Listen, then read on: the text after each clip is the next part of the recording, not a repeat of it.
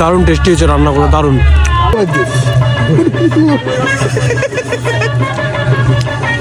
মাটনটাও দারুণ সুস্বাদু হয়েছে, সফট, তার সঙ্গে টেস্টটাও কিন্তু দারুণ, একদম কোনো বলার নেই।